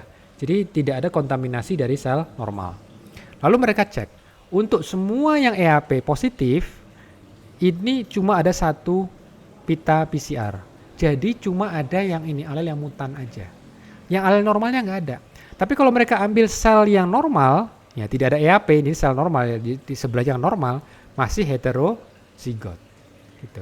Jadi ini membuktikan secara konsep, walaupun tumornya beda, bukan tumor mata, tapi tumor di mencit, jadi tumor pituitary, itu ternyata ininya konsisten. Jadi munculnya loss of heterozygosity. Jadi kalau dia tumor, tidak ada heterozigot lagi, menjadi homozigot gitu. Tapi kalau sekelilingnya yang masih normal, masih heterozigot. Jadi di sini menjadi satu cerita ya, bahwa dari apa yang mereka temukan awalnya di sel fusi, bahwa ada gen penekan tumor gitu kan. Lalu bagaimana dia discovery, bagaimana kita sekarang jadi punya konsep adanya heterozygosity, loss of heterozygosity gitu kan. Itu memang di-generate dari studi retinoblastoma mencit gitu ya. Nah, ini sekarang menjadi working paradigm, jadi paradigma semua studi mengenai gen penekan tumor selalu menggunakan paradigma RB ya. Jadi misalnya gen apa nih, BRCA misalnya, itu ya kita menggunakan paradigma RB. Jadi di tumornya itu ada LOH apa enggak gitu kan. Tuh, jadi itu yang cara kita untuk menganalisa gen-gen yang berikutnya. Oke. Nah, jadi itu mengenai gen penekan tumor. Ada yang mau ditanyakan? Satu pertanyaan mungkin kalau misalnya ada untuk klarifikasi. Kalau misalnya nggak ada, kita lanjut ya untuk yang berikutnya mengenai onkogen. Kalau kita bicara gen penekan tumor, kita juga perlu tahu mengenai onkogen. Kalau onkogen itu ceritanya berkaitan dengan virus, ya. Jadi dulu itu ada virus yang namanya RSV, ya, Rho Sarcoma Virus. Jadi Rho Sarcoma Virus, ya, itu banyak dulu dipelajari dan untuk membuat model di hewan, ya, pada ayam terutama misalnya, gitu kan. Nah, tapi kalau misalnya kita lihat ternyata virus-virus ini punya kesamaan juga, gitu ya. Ada virus yang bisa mentransformasi, gitu kan. Ada virus mentransformasi, ada yang bisa yang enggak. Jadi ada virus yang bisa mentransformasi. Transformasi itu apa sih? Transformasi itu bisa membuat sel normal menjadi sel kanker. Atau dia bisa mengimortalisasi. Dia bisa membuat sel normal nggak mati-mati. Ya, kalau kemarin ngikuti mengenai vaksin ya, kan pembuatan vaksin kan memakai HEK293. Human Embryonic Kidney 293. Itu sampai sekarang masih hidup selnya. Padahal itu dari sel manusia tahun 70-an, masih hidup sampai sekarang. Itu karena dia ditransformasi, ya, dibuat immortal oleh adenovirus E1A, ya. Nah, jadi virus itu dua macam, dia bisa mentransformasi, ada yang enggak. Nah, Peter Duesberg ini adalah advisor langsungnya Wayne Wally, gitu. Jadi Wayne Wally dia di training benar dengan Peter untuk belajar mengenai virus, ya, virus yang bisa mentransformasi sel ini. Nah, makanya waktu saya di labnya Wayne Wally, ya saya juga belajar virus dan saya juga eksperimen dengan virus juga untuk screening gen, gitu ya, waktu itu. Kalau sekarang teman-teman mungkin nggak perlu pakai virus lagi, tapi zaman saya dulu itu perlu, itu ya, bisa handle virus segala macam gitu. Nah, Peter itu, tapi kalau sekarang Peter namanya jadi kurang baik ya. Karena Peter termasuk peneliti yang nggak percaya bahwa HIV itu menyebabkan AIDS gitu. Ya emang kalau orang pinter kadang-kadang bisa agak aneh juga opininya. Nah tapi anyway, dia terkenal karena dia ahli virus dan dia menemukan ada perbedaannya apa sih virus yang bisa mentransformasi sama virus yang nggak bisa mentransformasi. Bedanya di sini. Jadi setelah mereka timnya Peter ini melihat kalau virus yang bisa mentransformasi, dia masih punya susunan gen ini. Yang akhirnya mereka berikan nama SERC. Tapi kalau yang tidak bisa mentransformasi, dia tidak bisa, dia kehilangan gen ini. Jadi ini menjadi penting untuk bisa mentransformasi sel menjadi sel tumor. Nah, ini ternyata SERC ini yang mereka temukan di virus, setelah mereka mereka cek di genom manusia, ternyata kita punya gen itu. Gitu ya, SERC itu kita punya juga. Nah cuma SERC yang kita punya itu dia tidak otomatis menjadi bahaya karena tanda kutip masih normal, kecuali kalau dia diaktifkan, ada mutasi tambahan. Nah itu baru menjadi masalah. Ya, jadi SERC ya, itu gen manusia ini penting. SERC ini penting untuk proliferasi. Tapi karena SERC-nya masih tanda kutip belum ada mutasi tambahan, ya belum ada mutasi situ, dia ya tugasnya masih proliferasi aja. Jadi begitu selesai proliferasi dia nggak aktif lagi gitu. Jadi masih bisa dikendalikan SERC ini. Dan SERC ini, penemuan SERC akhirnya menemukan ke gen-gen onkogen yang lain. Jadi atau proto-onkogen tepatnya ya. Jadi ini adalah semua kayak RAS, HER ya, ada GFR, ada HER1, ada HER2. Semua ini adalah proto-onkogen. Ya, semuanya proto-onkogen. Dan ini semua sekuen ini ditemukan di beberapa virus yang bisa mentransformasi sel, yang bisa membuat sel normal menjadi sel kanker gitu, ya kan.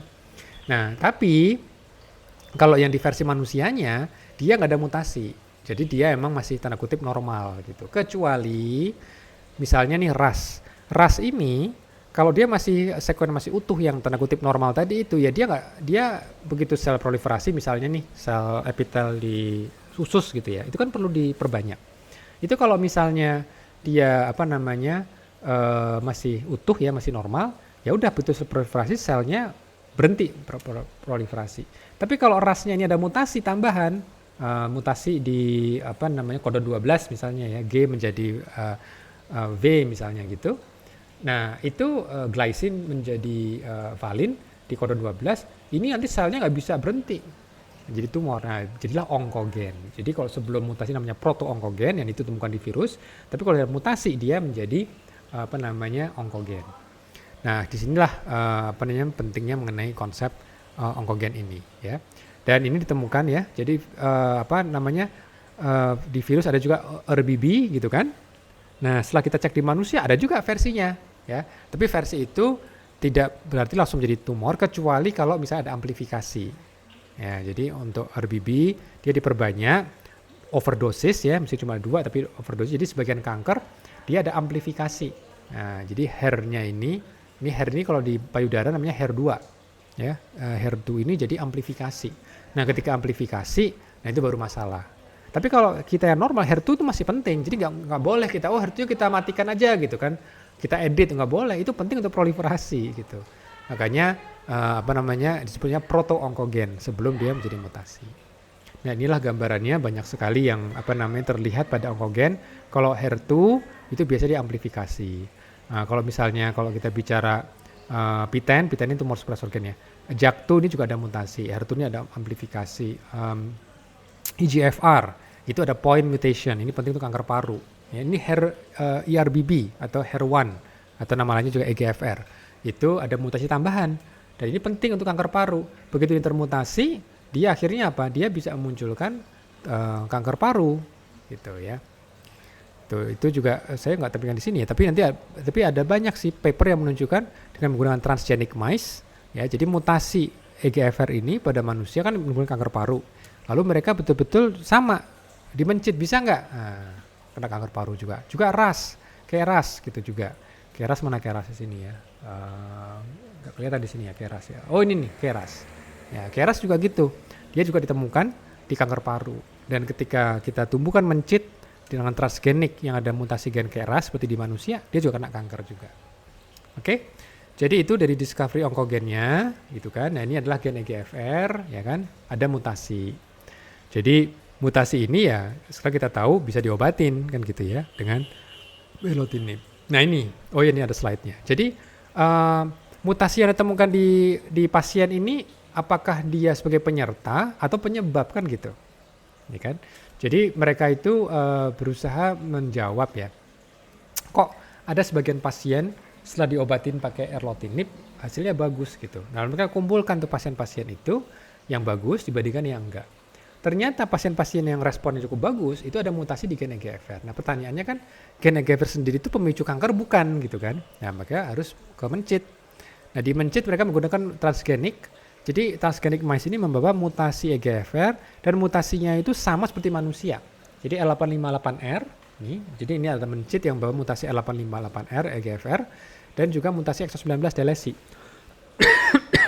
Apa yang terjadi? Ternyata si mencitnya mendapatkan tumor paru seperti manusia. Ya. Jadi ini menunjukkan apa? Konsistensi. Bahwa ternyata memang mutasi EGFR ini dia driver. Dia disebut dengan oncogenic driver. Bukan cuma sebagai penyerta aja. Dia memang betul-betul memicu munculnya tumor. Makanya kan saya bilang, untuk mahasiswa biomedik ini transgenic mice betul-betul dikuasai konsepnya. Karena ini adalah cara kita membuktikan apa sih etiologi dari penyakit ini, gitu ya. Nah, jadi ini kita sudah establish. Lalu pertanyaannya bisa diobatin nggak? Nah ini akhirnya saya jadi agak loncat. Obatnya adalah dengan cara randomized clinical trial. Oke. Nah randomized clinical trial. Jadi ini mereka sudah ada hint ya. Jadi waktu di MGH itu di Mass General Hospital di Boston. Mereka lihat ini pasien-pasien kanker paru dia bawa mutasi EGFR dan responnya bagus ya dengan obat. Lalu kira-kira kalau di randomisasi gimana? Betul nggak obatnya nih mentargetkan mereka yang ada mutasinya? Lalu mereka pergi ke Asia untuk uji klinis. Nah di uji klinis ini dengan randomisasi ini ada randomly allocated. Nah jadi ketika di randomisasi ada yang mendapatkan gefitinib ya. Ada yang mendapatkan terapi standar, yaitu kemoterapi. Jadi alokasinya itu di sini one to one ya, jadi dengan proporsi yang sama. Oke, lalu mereka tanya, kira-kira responnya beda nggak, gitu ya? Lalu mereka ada dua outcome, overall survival dan progression free survival. Artinya matinya kapan atau pemburuknya kapan. Ya kalau ini kan final endpoint ya, matinya kapan gitu kan. Tapi kalau ini tumornya bisa mengecil dan dia bisa tumor free Nah, tapi nanti muncul lagi tumornya kapan gitu. Jadi namanya adalah konsep dari PFS. Oke. Nah, dari sini akan terlihat memang overall survivalnya sama-sama ini kesintasan ya. Jadi ini adalah waktu, ini adalah kemungkinan survive ya. Jadi kalau di time zero semuanya 100% survive semua kan ya. Nah, tapi dengan berjalannya waktu tidak ada perbedaan yang diberikan gefitinib maupun dikasih kemoterapi. Jadi ujungnya meninggalnya sama. Tapi emang yang menarik adalah progression free survivalnya. Jadi pasien tuh sempat merasakan disease free gitu ya, atau progression free gitu kan. Itu ada perbedaan. Jadi kalau misalnya di sini kita lihat ya, ini menarik nih. Jadi mereka juga cek genotip EGFR-nya. Jadi ada pasien yang genotipnya mutasinya di sini adalah mutasi positif, ini yang mutasi EGFR-nya negatif. Oke. Nah, di pasien yang mutasinya EGFR-nya positif, dia bisa merasakan kesintasan PFS yang lebih lama, relatif lebih lama, sekitar mungkin ya 6 bulanan lah kira-kira gitu ya. Jadi kalau bisa tarik garis lurus ke bawah, ini sekitar di angka berapa nih? Angka 6 mungkin. Sementara kalau yang di sini di angka mendekati 10 gitu ya. Jadi ada sekitar mungkin setengah tahunan lah gitu kalau misalnya kurang lebih gitu ya. Mereka merasakan itu. Nah, tapi ini hanya untuk pasien yang EGFR-nya positif. Tapi kalau EGFR-nya negatif, ya tidak ada EGFR, diberikan gefitinib, dia jauh lebih cepat meninggalnya. Ini 50%, dia meninggal bahkan dalam waktu 2 bulan. Nah, konsep ini menunjukkan pentingnya uji klinis ya dengan randomisasi tadi itu untuk melihat efektivitas obat ini pada pasien yang mana gitu. Apakah semua pasien? Nah, ternyata enggak, hanya yang bawa mutasi EGFR. Nah, sejak penelitian ini, dasar ini dipublikasi, ini menjadi standar. Semua pasien kanker paru wajib hukumnya untuk diperiksa EGFR gitu. Karena nanti untuk menentukan obatnya nanti apa gitu ya. Oke. Baik, ini kalau tadi kita bicara mengenai bagaimana itu muncul, bagaimana akhirnya model penyakitnya gitu kan. Saya sekarang mau menjelaskan kalau kanker itu kan ada 3 tahap ya, inisiasi, promosi, sama proliferasi gitu kan. Nah, untuk yang inisiasi itu memang macam-macam ya, karena UV, karena munculnya mutasi kan ini ada mutagen-mutagen gitu kan. Ada juga karena virus, ada juga karena rokok misalnya gitu. Nah, sekarang pertanyaannya, bagaimana kita bisa berakhir kepada kesimpulan bahwa rokok itu faktor risiko ya, dia bisa memunculkan risiko kanker yang lebih besar daripada mereka yang tidak merokok ya. Nah, ini studinya, desainnya adalah case control. Jadi mereka menggunakan orang yang merokok sama yang nggak merokok sebagai dasarnya. Ada perbedaan apa enggak? Oke. Nah, ini adalah studi yang pertama kali, ini juga studi klasik ya, yang dilakukan oleh Doll dan Hill. Jadi ini Doll and Hill study gitu kan.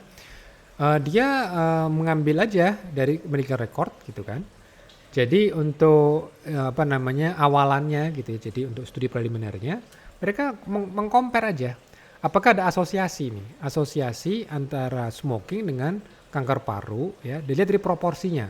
Ya, proporsi kanker paru yang smoker dan proporsi yang proporsi yang comparable ya, tapi tanpa kanker. Nah, jadi kalau misalnya dilihat, kalau kita fokus yang male ya.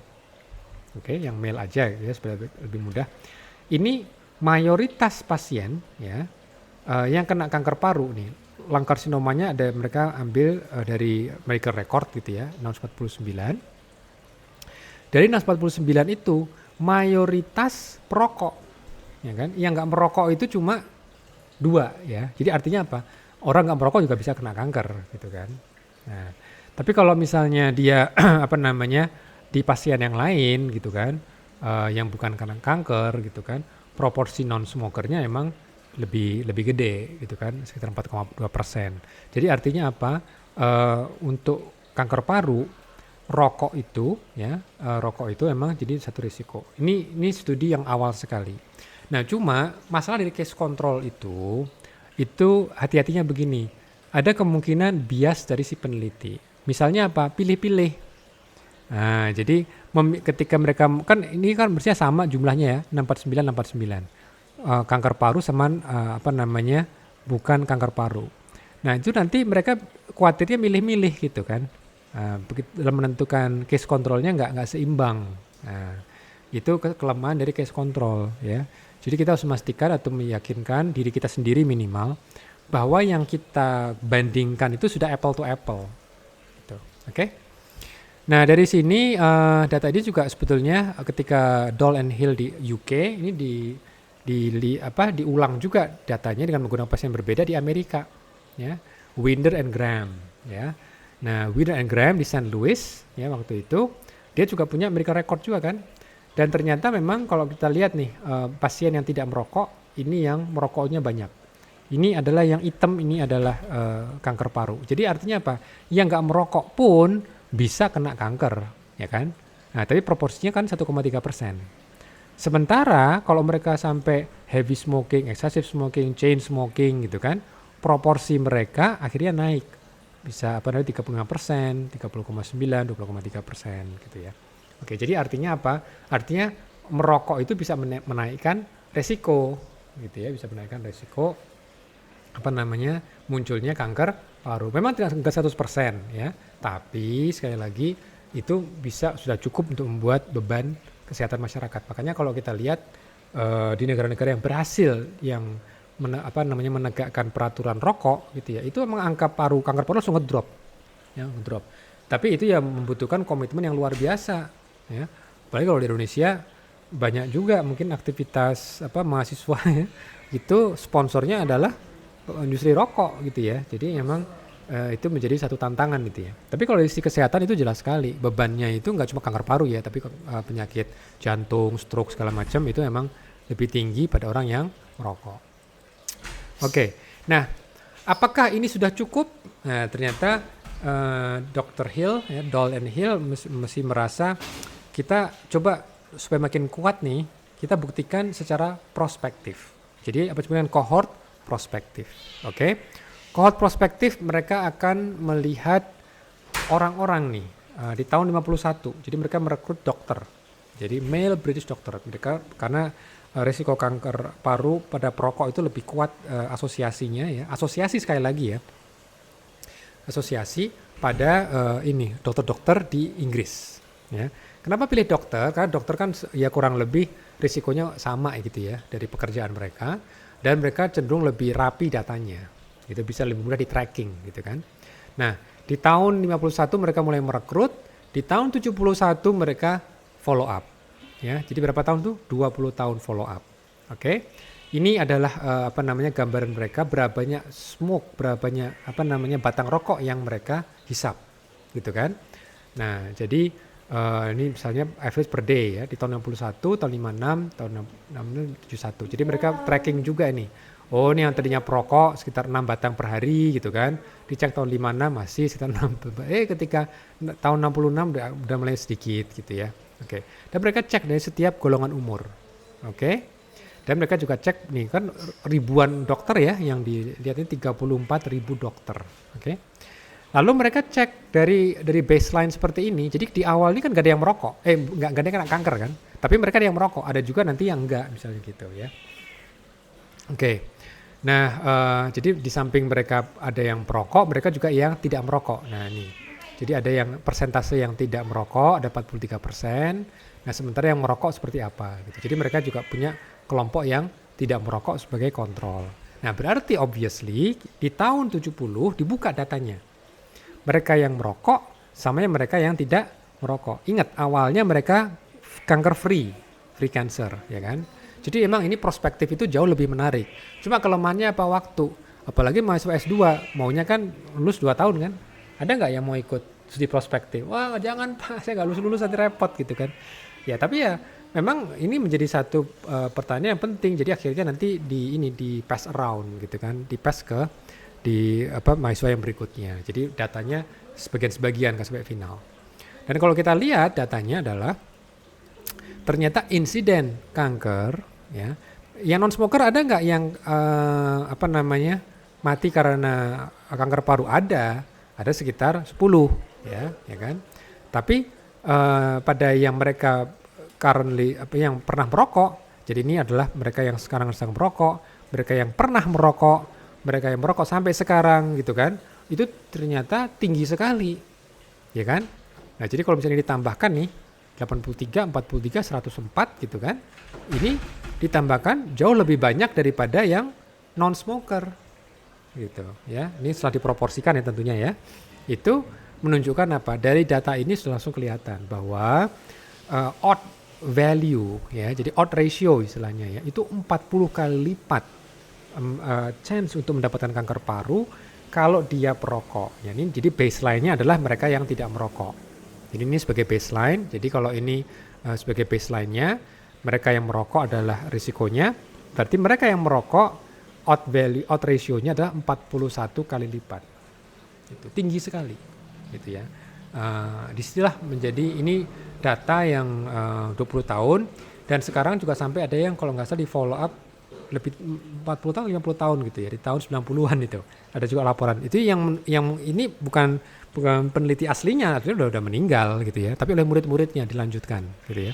Apalagi di Inggris registry mereka cukup bagus.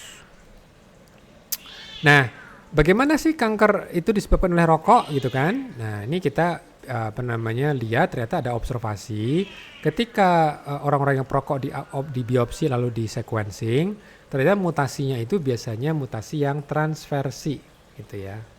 Nah, ini mutasi yang current smoker itu biasanya dia yang transversi ya.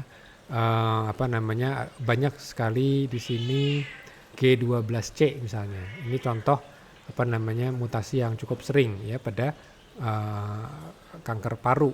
Dan ini pada gen KRAS. Sementara kalau nggak merokok, kebanyakan yang G12D, yang transisi.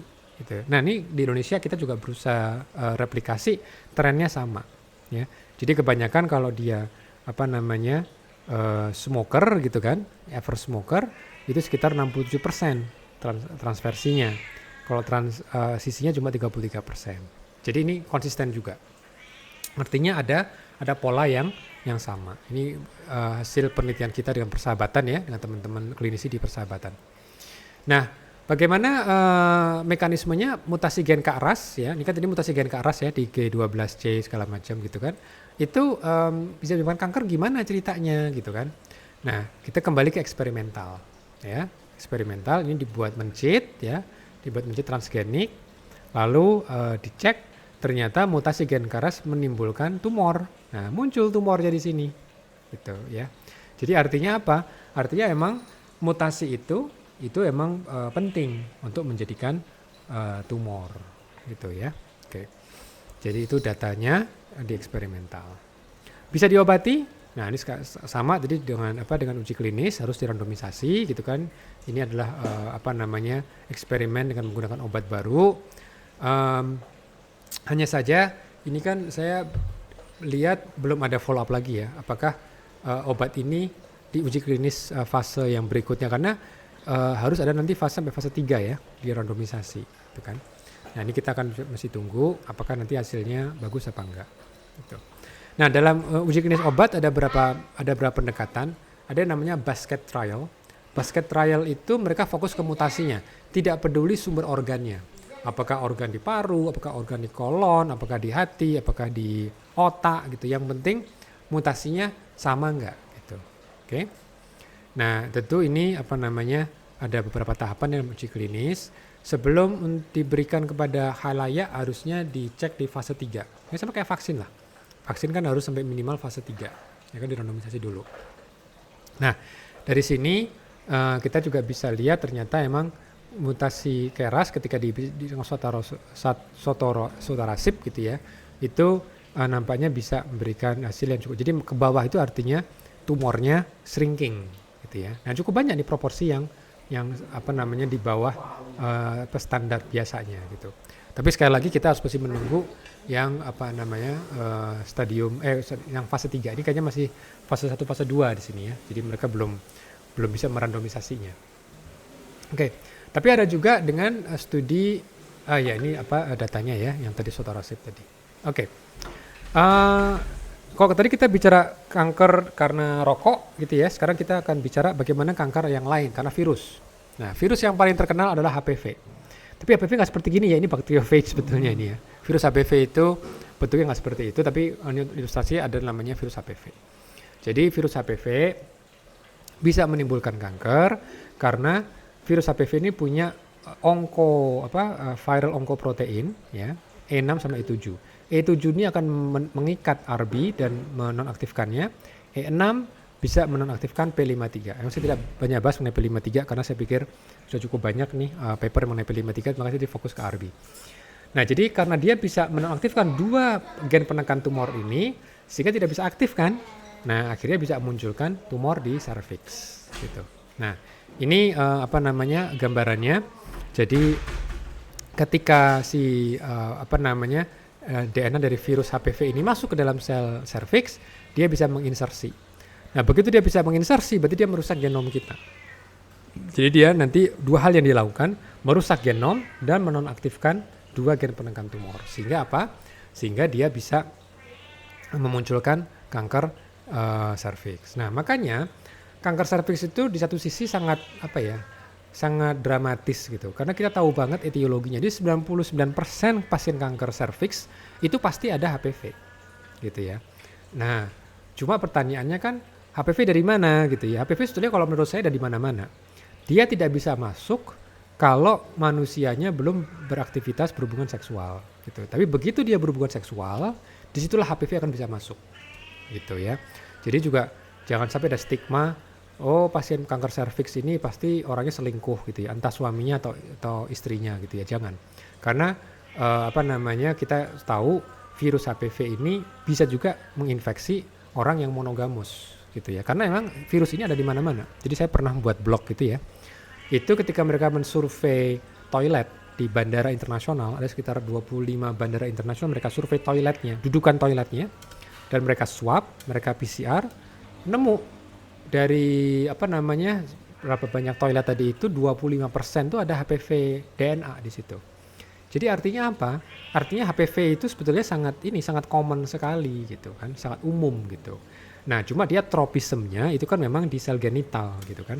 Makanya begitu dia berhubungan seksual, disitulah HPV bisa masuk. Dan begitu masuk itu sudah mulai terpapar gitu kan. Makanya yang paling bagus kalau kita lihat studi epidemiologi, yang nggak pernah kena kanker serviks adalah para biarawati. Ya, karena biarawati kan nggak pernah berhubungan seksual sama sekali, ya kan?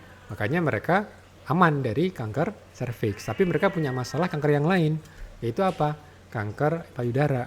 Karena mereka yang tidak punya anak sama sekali gitu kan, apa disebut dengan nulliparous, ya dia bisa terkena kanker payudara. Nah, lalu pertanyaannya bisa nggak dideteksi nih HPV DNA? Bisa, pakai PCR gitu kan. Dan itu studinya pakai cohort prospektif sekarang. Jadi ini menarik ini. Jadi mereka ada rancangan studi ya. Mereka kumpulkan 19.000 wanita.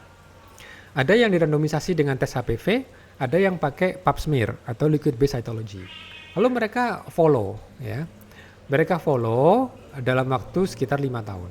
Ya, 48 ya sekitar 4 tahun lah gitu ya.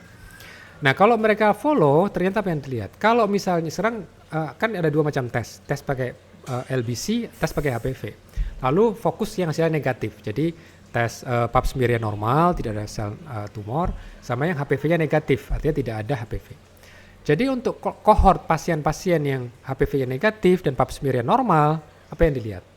Ternyata kalau kita lihat untuk pasien yang pap smear-nya negatif atau normal, sebagian aku udah mulai muncul sel-sel yang calon-calon kanker itu setelah tahun kedua mulai muncul. Tapi pasien yang HPV-nya negatif, dia muncul pertama kali itu setelah tahun keempat. Ya, setelah tahun keempat baru mulai kelihatan. Nah, artinya apa? Artinya kalau kita melakukan pap smear gitu ya, itu kan tergantung penglihatan mata patolog. Bisa aja dia miss atau bisa aja selnya memang masih normal tapi sudah terinfeksi oleh HPV gitu ya kan. Nah, maka di sini kalau di Amerika memang sekarang lagi ada pergeseran, perlu nggak kita masih pap smear? Kenapa nggak langsung HPV semua aja? Karena memang pengerjaan juga lebih mudah dan tidak tergantung patolog ya kan.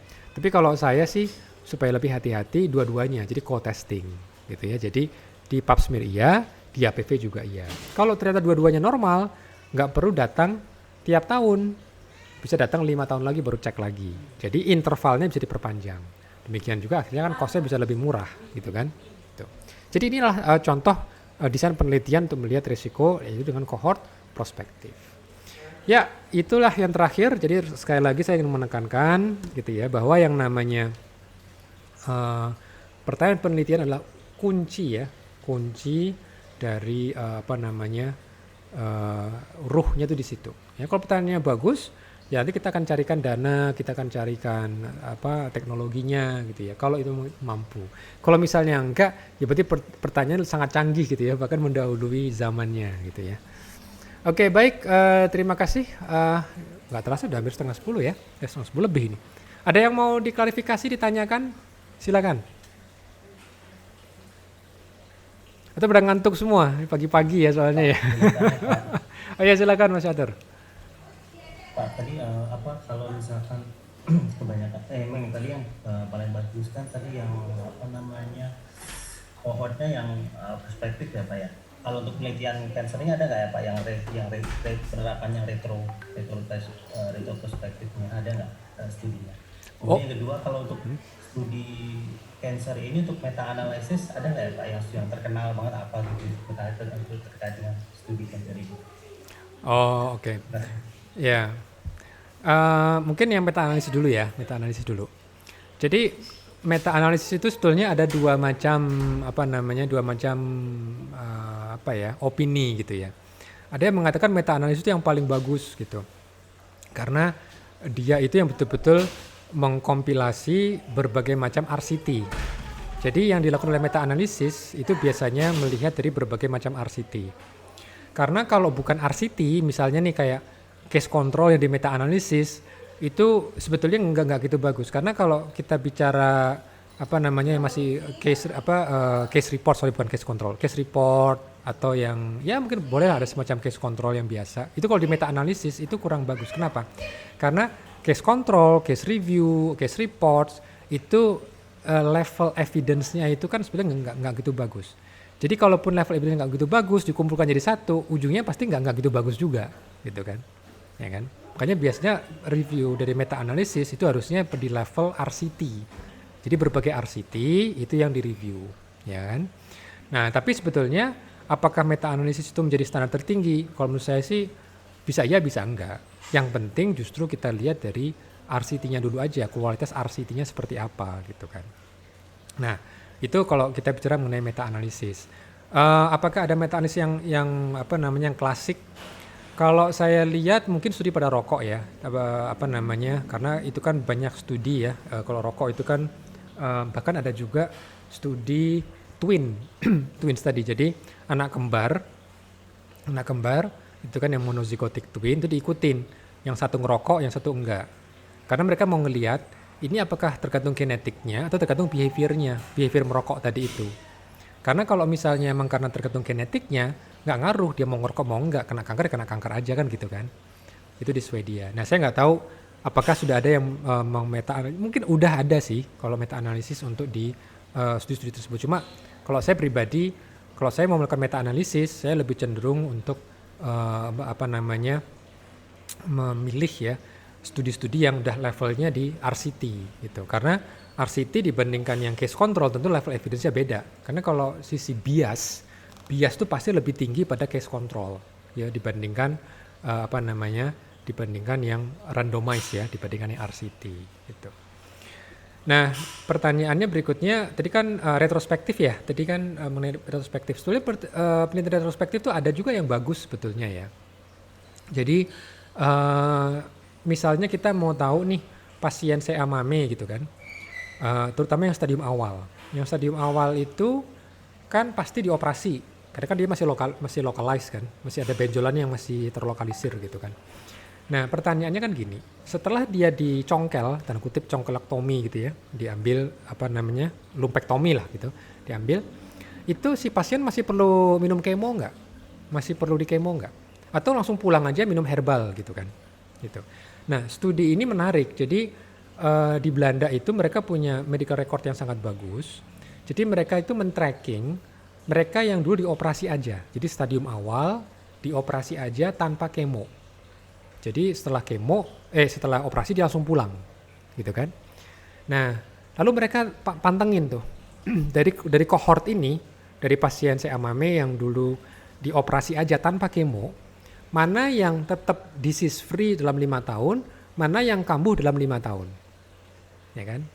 Nah, karena mereka punya data itu, mereka studinya retrospektif. Jadi mereka langsung mengumpulkan paraffin block ya, dari kelompok yang disease free, jadi nggak ada kekambuhan dalam 5 tahun, sama yang ada kambuh dalam 5 tahun.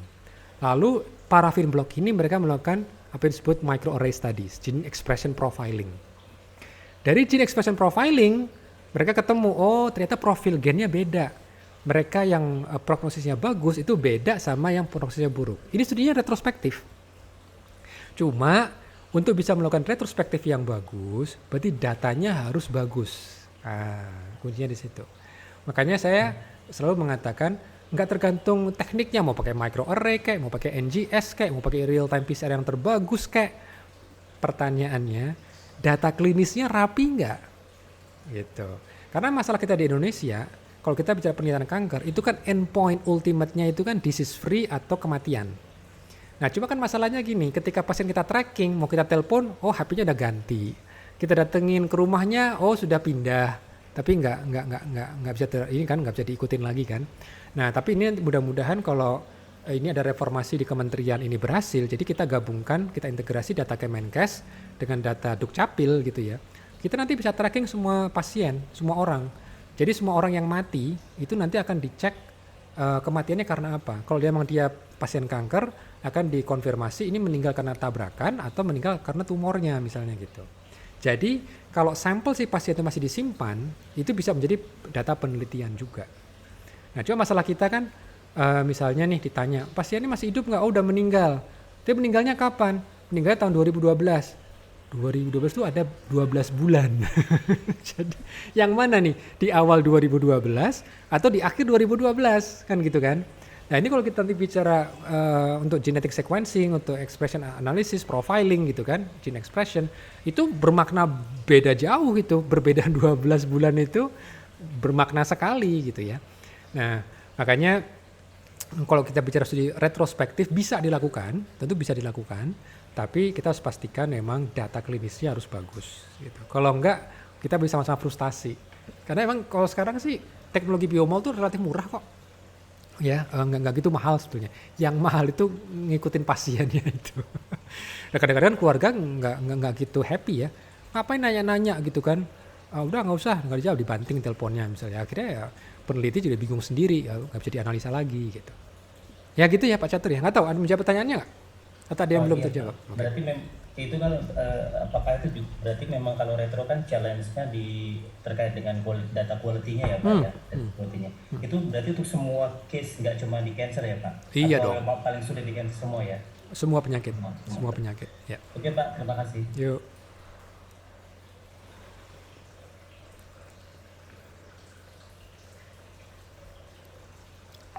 Oke, ada lagi pertanyaan berikutnya?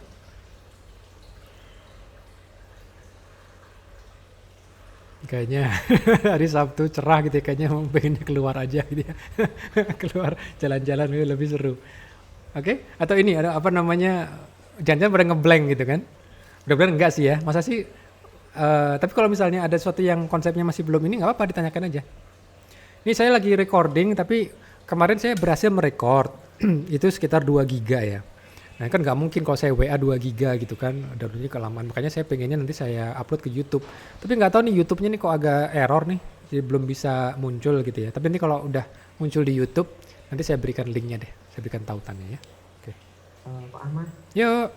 saya ingin klarifikasi aja, misal kan saya pernah baca referensi kalau mutasi EGFR itu yang di kanker paru lebih banyak prevalensinya pada wanita justru ya Pak ya.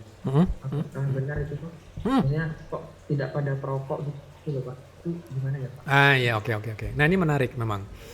Jadi mutasi EGFR itu banyak di kanker paru. Tapi kalau kita lihat kanker paru kan nggak semuanya perokok.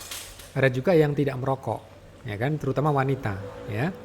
Nah kalau misalnya dia tidak merokok, memang mutasi yang umum itu adalah EGFR. Oke. Kalau dia perokok, biasanya dia mutasinya bukan di EGFR, mutasinya di gen KRAS. Oke. Dan histologinya juga beda. Kalau dia perokok, histologinya dia squamous. Kalau non perokok biasanya adenokarsinoma gitu. Jadi emang ada perbedaan. Nah, tapi nggak berarti perokok pasti mutasi KRAS. Ada juga sih perokok yang ada mutasi EGFR juga ada gitu. Jadi ini kan kita bicara proporsi ya, biasanya seperti itu gitu. Nah, kalau pertanyaannya kenapa seperti kita masih belum tahu memang. Mengapa sih EGFR itu lebih banyak pada kasus yang non perokok dibandingkan yang perokok? Kita memang masih belum tahu bagaimana yang terjadi. Mungkin karena begini, ini salah satu ini saya ya, spekulasi saya ya. Kalau dia perokok itu kan benzopyrinnya, zat aktif dari rokok itu kan mutasinya kan biasanya dibuat mutasi yang sifatnya transversi. Dan gen yang terdampak kalau mutasi transversi itu gen KRAS.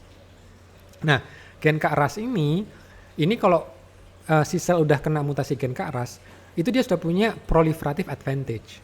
Jadi kalau dia sudah punya mutasi gen KRAS, tidak ada kepentingan untuk memutasi juga gen EGFR gitu. Jadi kalau kita lihat kanker ya, ini kan ada beberapa pathway gitu kan, ada beberapa jalan. Kalau satu onkogen sudah termutasi, itu buat kanker nggak ada gunanya memutasi onkogen yang berikutnya gitu. Makanya kalau kita lihat data itu biasanya eksklusif. Jadi kalau pasien udah kena mutasi KRAS, EGFR-nya dia negatif. Atau kalau dia sudah EGFR-nya positif, KRAS-nya dia negatif.